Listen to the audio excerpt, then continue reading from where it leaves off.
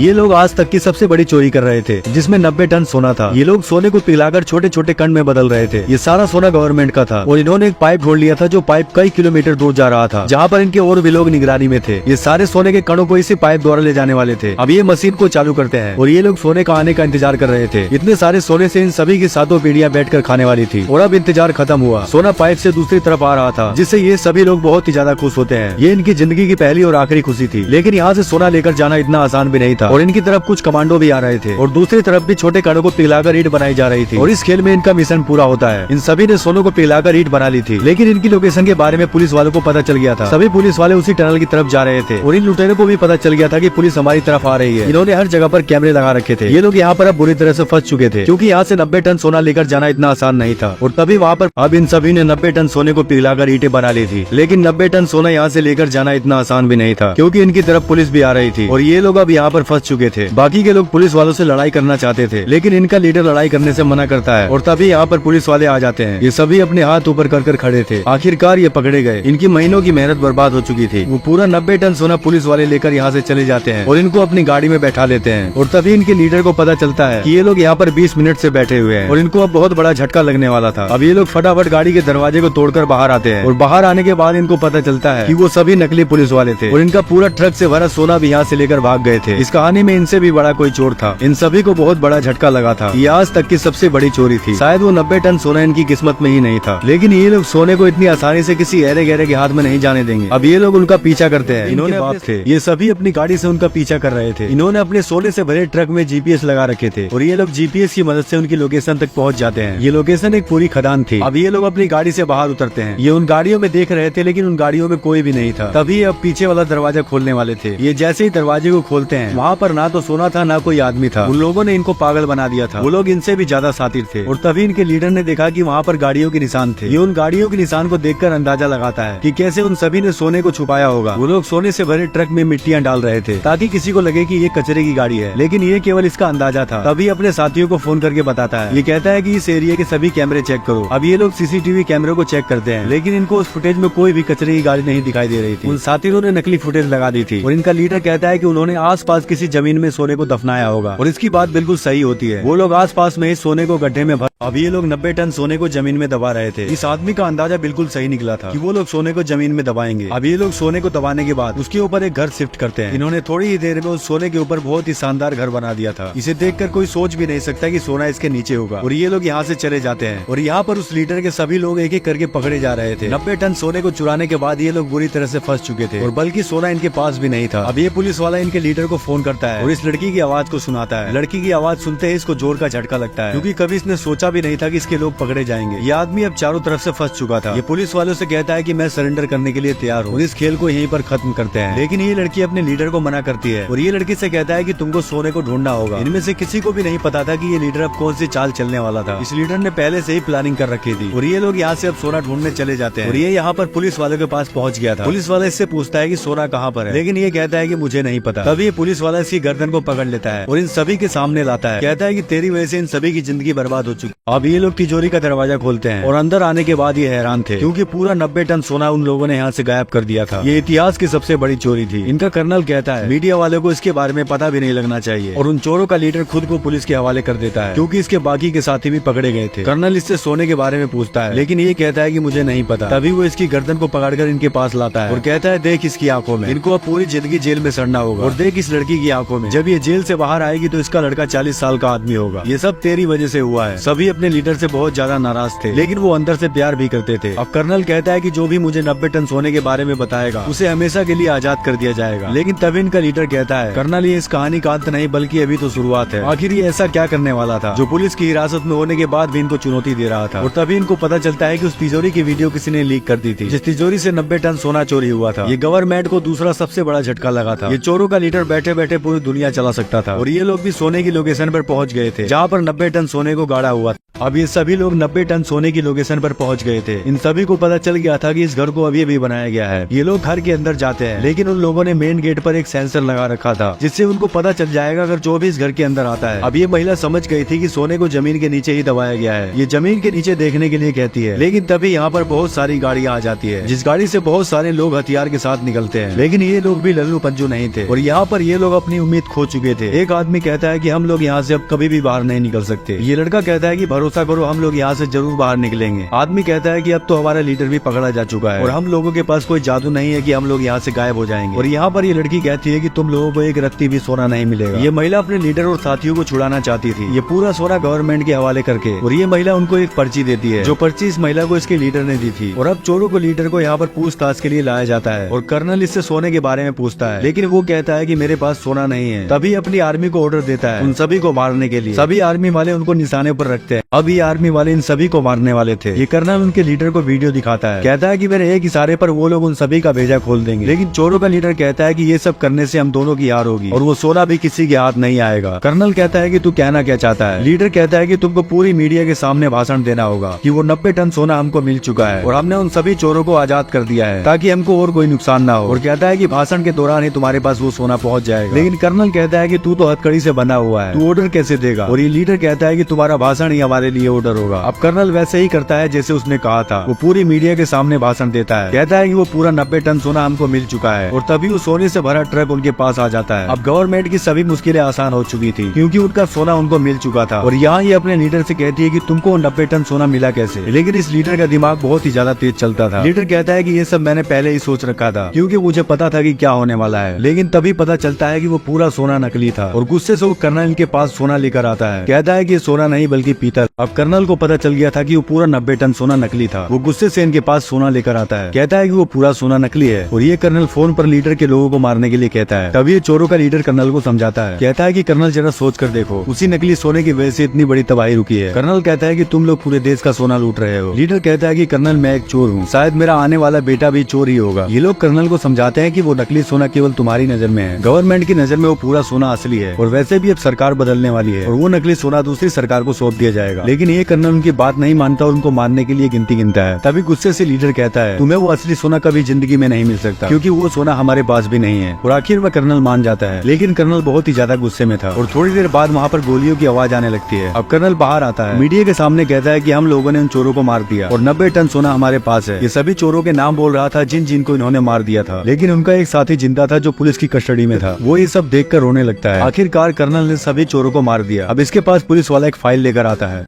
अब सभी चोरों को मार दिया गया था, केवल एक को ही छोड़ा गया था, वो भी पूछताछ के लिए। आखिरकार कर्नल ने सभी चोरों को मौत के घाट उतार ही दिया। तभी एक पुलिस वाला फाइल लेकर इसके पास आता है। ये जैसे ही फाइल को खोलता है, इसे कोई निशान मिलता है। ये निशान इसी के लोगों ने दिया था और ये लोग अभी जिंदा थे। ये सभी चोर दुनिया की नजरों में मर चुके हैं। इन सभी ने आर्मी पुलिस को आसानी से चकमा दे दिया था और असली 90 टन सोना इनके पास था, जिन्होंने इतनी बड़ी मुसीबत में भी अपना मुंह नहीं खोला था। पुलिस वाले खुद इनको दूसरे देश में पूरी इज्जत के साथ भेज रहे थे और अब लोकर में उस 90 टन सोने को रख दिया जाता है, जो पूरा सोना नकली था। और इन लोगों ने असली सोने को उन लोगों को दे दिया था, लेकिन उस सोने में से इनको भी हिस्सा मिलने वाला था। अब इनके लीडर को पुलिस वाले सबका पासपोर्ट देते हैं। सभी चोर एक साथ थे जो बहुत ही ज्यादा खुश थे, एक दूसरे को गले लगाते हैं। किसी को अच्छा दोस्त मिल गया तो किसी को अपना सच्चा प्यार मिल गया था। और ये सारा क्रेडिट इनके लीडर को जाता है, जिसने बड़ी से बड़ी मुसीबत में भी अपने लोगों का साथ दिया। इन्होंने कुछ खोया तो कुछ पाया भी था। खैर अब तो सोना इनके पास था। तभी वहाँ पर वही महिला आती है जिसने सोने को ढूंढ निकाला था। लीडर उसके पास जाता है और सोने के बारे में पूछता है। लीडर को सारी लोकेशन महिला ने बता दी थी। अब इनकी पूरी जिंदगी ऐशो आराम से बीतने वाली थी।